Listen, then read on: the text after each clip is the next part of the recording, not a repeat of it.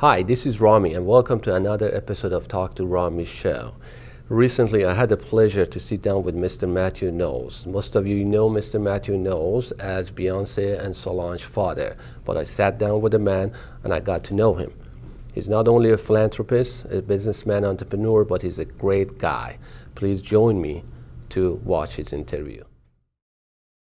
Mr. Knowles, welcome to the show. I really appreciate your time. I know how busy you are, but thank you for being here. It's a pleasure to sit here and actually have a chat with you one-on-one. Thank you, Rami. I'm glad you drove down from Austin, man, to spend some time with me. Welcome to Music World. Thank you. You know, most of the people know you as Mathew Knowles, Beyonce's father. No, it's Mathew Knowles, Solange's father. Thank you. My youngest daughter. A lot of people, they want to know who is Mathew Knowles, this good entrepreneur, giving, philanthropist, and, you know, all of the above. Who are you? Well, I'm a country boy. Let's start there. A little country boy that grew up in a little small town called Gaston, Alabama. 30,000 people, 1952. I didn't realize even the correct spelling of my name until the 80s because my father is Mathew Knowles Sr., and he has two T's in Matthew. And I didn't know until I got my birth certificate to get my first passport. I was working at Xerox then that my name was misspelled. And it's a story that goes with that. But a country boy, that's what I would say, that had great parents that were role models for me, that gave me hope, that believed in me and said I could be whatever I wanted to be in life. And they were entrepreneurs and just, you know, not very educated. My dad, 3 years he went to elementary school. My mother went to the 11th grade, but she went to high school in a little small town called Marion, Alabama, with Coretta King, Martin Luther King's wife, and really believed in civil rights and equality for all. My mom made $3 a day as a colored maid. My dad made $30 a week as a truck driver. But he convinced the owners of that company to let him keep that truck. And my dad would go and literally tear down old houses, and the metals he would sell, the wood he would sell. He would go, and if you had a car that was stranded and he would come and say, "Can I give you $25, $50 for that car?" And he would sell tires, transmission, engine. And so you've seen that Sanford and Son? Yes. That's how my house looked. My dad had a junkyard, but he was an entrepreneur. He made way more money as an entrepreneur than that $30 a day. And I saw that as a kid. What did you learn from him? I learned hard work ethics. I learned passion. He was passionate about his family and providing for his family. At 6'4", my dad was like 400 pounds, 6'4". After working two jobs, he was a volunteer fireman at night, and he would listen to that CB radio, and if there was a fire, he'd take off 1, 2 o'clock in the morning because he could handle one of those fire hoses. It would take others three or four men to hold them. But he was a kind man, a gentleman. You know, I read your book, actually. I finished it last night, and you talk about passion a lot in this book. Why is it so important to you? I use that word over and over again because I think each and every one of us should find our passion and live our passion, because that's the thing that energizes us, makes us excited. I see passion in you, Rami. I mean, that's what drives us. Yes. That's what we go to bed at night. Like last night, I couldn't wait until today. Today was an important day for me, and a lot of great things are happening and building here at Music World. And I was excited and am excited about that. So it's that passion that drives us. And when you live that passion, and I say that in my book, you don't work. I'm having fun. I've been here, I was up at 7, I was here at 9, and I'll be here probably to 9 tonight. I was here last night to 10. That's passion. You says here, put it simply, learning from failure is the key to extracting something positive out of an otherwise negative experience. What do you mean by that? Well, have you ever learned anything from success? We only learn from failure. When we fail is when we really admit, identify, and understand that we did something wrong. And you did that. Yeah, we all do. We fail in our personal lives, we fail in our professional lives all the time. Failure will exist in our lives. So you learn from that. And I always say failure is an opportunity to grow, not a reason to quit. Most people quit when there's failure. I learn and grow from it. You know, at every time that I do public speaking, I end it with a story. And the story is about me in LA going down the escalator. Then it was Continental Airlines, you remember that. And there was this nun from Mexico, and she had this jar, and it was handwritten, please give. Well, I'm not judgmental, I give. And everybody gives their level of giving to It Hurts. She gave me a card, and I don't read business cards, so many people give them to me. I put in my blue jeans, and then a week later, have them another pair of blue jeans. And I finally, about 3 or 4 weeks later, I read the card, and it said, pray not for a life free from trouble, pray for triumph over trouble, for what you and I call adversity, God calls opportunity. And that's what this failure thing is. You know, we are going to have failure, but it's opportunity. Even in that prayer, it says opportunity. So when I fail, I make mental note, and I admit it, I become vulnerable, and I look at it, and I grow from that. Failure is a key element. For people that are successful will all tell you that they failed a lot. Most of the entrepreneurs or business people that they know, they think when they fail is the end of the world, which is they don't have the same perspective as you and I have. What they should do to get over it? Again, they have to understand it's an opportunity to grow, not a reason to quit. You know, often we quit right before success is about to happen. And we quit and give up. And it was right there in front of us, but we gave up too soon. When did you find out that Beyonce, she's so talented, like you as her manager, and you basically, you know, help her out to, you know, be the best or top, you know, group in a music group? Well, it's a whole lot that goes with success in the music industry, and talent as an artist is just one aspect of it. Beyonce has been given a gift. You know, Michael Jackson was given a gift. Yes. You know, John Lennon was given a gift.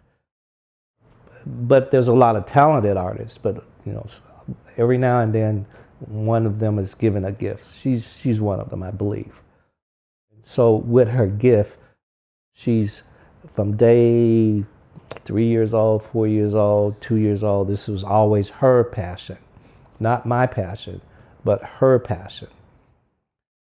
Me being in the music industry, some of that certainly is because of Beyonce, Solange, Destiny's Child. But then there's also a great deal of the reason why I'm in the music industry is because it was always a passion of mine. I can show you a photo when the kids were very young, and I'm there with, at that point, my a friend and fraternity brother that I went to college with, who started this group called En Vogue, which at that time was the #1 female R&B group in America. And I remember in college, me and my friend talking about one day we're going to have these girl groups and these bands, and we're going to be in the music industry. So I always had a love of music. And even just recently, Beyonce talks about when she, in her Lemonade debut, she talks about when she was a kid, and Solange talks about how we would go to a record store, and I always loved this thing called music. What is the new group you're working on? I heard that you work in a new group. What is the name? Yeah, well, the name of the group is Blushhh, Music Is this one? is this one, Blushhh, Blushhh. You got to add the three H's. This is going to be the Music. next creation, like you did with the Destiny's Child? Yeah, well, let me tell you. What is the story? Again, being a visionary, something that's different, something that's never been done before. These are two rappers and a vocalist, female trio. That's never been done before. It's been two vocalists and one rapper, but never two rappers, one vocalist. So it gives you a different sound, and a different feel and different vibe. And that's why I did this, because I love doing something different. I don't want to do what everybody else has done. And that excites me. And so that's why I did it, because I saw these young ladies at a showcase here at Music World, and I was impressed by their image. I was impressed by their spirit of passion. And when I gave them feedback, they were very open to it. You know, some new artists reject any type of feedback, especially if it's, in their view, negative. And I liked how they handled the feedback I gave them. They came back the next week. They did exactly what I asked them to the best that they could. And I ended up signing them and putting them in artist development for 2 years. So Blushhh Music right now, they have their first single, Old School Back. They're at radio, video. They're performing all over the country. And I'm extremely proud of them. You know, we all have a vision. We want to do this. We want to get big. We're going to build this company. But actually, what is your plan? You have to have a strategic plan. You know, that's, I just got recently, 3 years ago, my MBA and just recently my PhD. Congratulations. Yeah, and it's in strategic planning and organizational culture. That's right on your alley. Yeah, I mean, planning. We used to sit back with a room with paper all around the room. We had Beyonce come into the meeting, and around the room it talked about what she and where she was going to be in 5 years and how we were going to get there. 5 years we were planning. 5.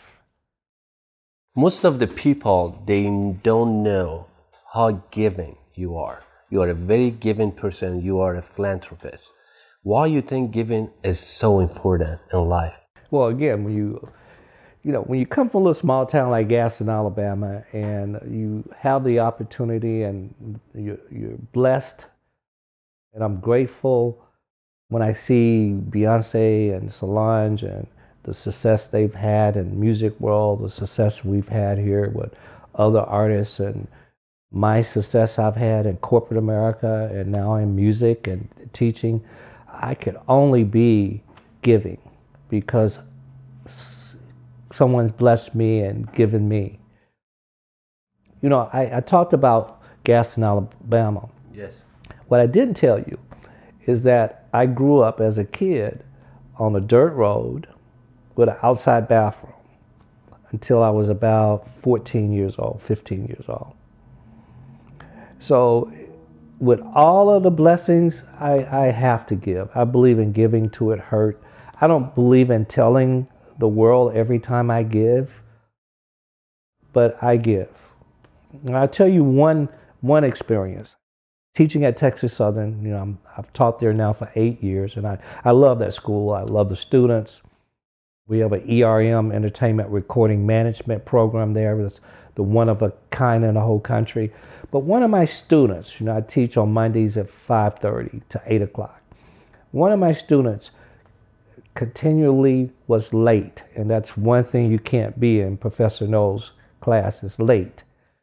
And so I had to check him. I was like, hey, explain to me in a class why you've been late now 4 consecutive times.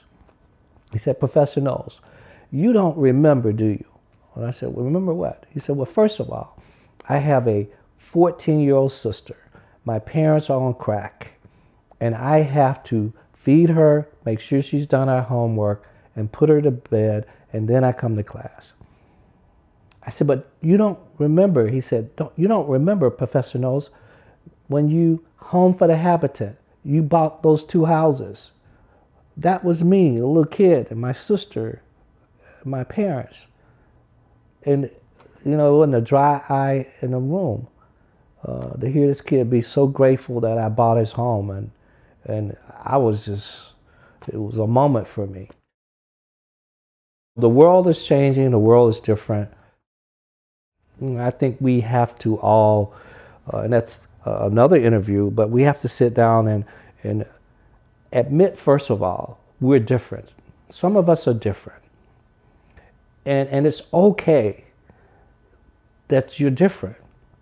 But learn how to be honest about it and uncomfortable. A lot of people get very uncomfortable when they talk about race and racism and discrimination. It exists. But until we talk about it and become honest and clean about it, that's what we first have to do. Growing up as an African American and the music artist and the businessman and entrepreneur, was it really hard for you? It's hard today. Every day I have my own challenges. How did you handle to be a father and a manager for Beyonce? How did you handle it? It was extremely difficult because as a manager, you have a fiduciary duty to do what's best, especially it's easy with a solo artist, but when your daughter's in a group, in the number one group in the world, first of all, fiduciary duty that I have to all the other members to do what's best for the group, not what's best for any one individual. And that was my motto. I'm going to do what's best for this group. And there was many, many times that if I had my father hat on, then it wasn't best for Beyonce, but it was best for the group. And that's why they sustained all of those years, and that's why they're the best that's ever been. And I'm proud of that. I think also my corporate experience helped me. And again, being on teams and being at a high level in corporate America, and then having our own businesses. You know, I co-own with Tina Hair Salon, and there was often times that I had to terminate friends and relatives. I've had to terminate relatives here at Music World. They weren't doing their job. And so you have to separate the business and the parenting and emotional part. One of the things about DNA of achievers is that whenever in a business you make a decision and it's emotional, most of the time it'll be the wrong decision. Putting emotions in decision making is not good. You know, when I look at how I define success for myself, if I'm living my passion, that's what it's all about. I use that word, you read my book, I use that word passion over and over and over again. I mean, you see people going about day to day on a job and they're not happy, they're not excited. I want people excited around me. Yeah, today I won't do anything I'm not passionate about. I'm fortunate. I will not do something I'm not passionate about. If Beyonce and Solange were sitting here, what would you tell them? I would first tell them that I love them. When I would tell them how proud I am, not just because of their music success. I'm most proud of them because they're good people. They treat everybody with respect and they're courteous. They are appreciative of their fans and giving to the community.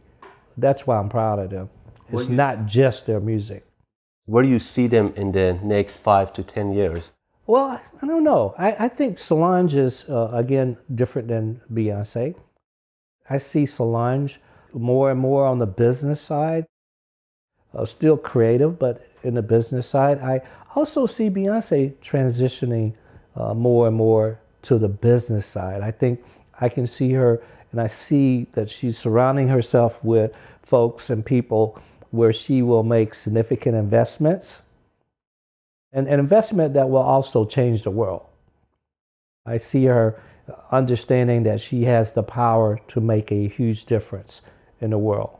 And I think she's taken on that responsibility to make a difference in the world. You know, I would love to see Beyonce and Solange do a project together be it music or business or a combination of both. Do you think it's possible? I hope so. I'm putting it out there right now. Beyonce, Solange, your dad wants to see you guys do a project together, please. That would be awesome if two sisters come together and do something, create something, and that would be really phenomenal. But I really appreciate for your time, and you know, I know how busy you are. You know, thank you for having us here and sitting with me and have this chat. Well, you've always been supportive, and I appreciate that. And you're a real brother. Oh, just a brother from another mother, but that's okay. Thank you so much. Thank you, sir. Thank you so much. What a great way to end it, right? I know, yeah.